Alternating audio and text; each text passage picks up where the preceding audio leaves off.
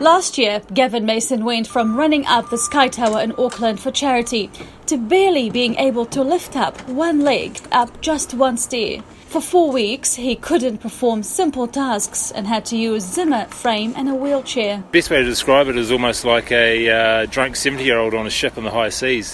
Just had really weak legs and was struggling to walk, really. Mason ended up in hospital with a rare disease called Guillain-Barré syndrome, which involves muscle weakness, paralysis of the limbs, face and the respiratory system. I was fortunate. I had a light dose of it, and it affected me from the waist down.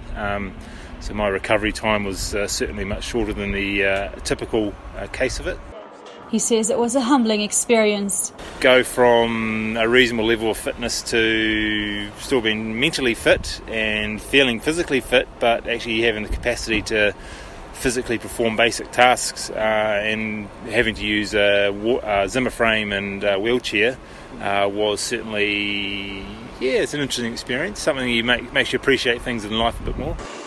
But ever since his recovery, Mason wanted to compete again at the Firefighter Skytower Stair Challenge, in which he competed last year and achieved 4th position. Yeah, I was pretty stoked to sneak up there and be in that sort of top echelon. The event raises funds for Leukemia and Blood Cancer New Zealand. 950 competitors from across the country will compete at this year's event, and Mason hopes he gets to the top of the stairwell and perhaps in the top 10. Meena.amso, The South Today.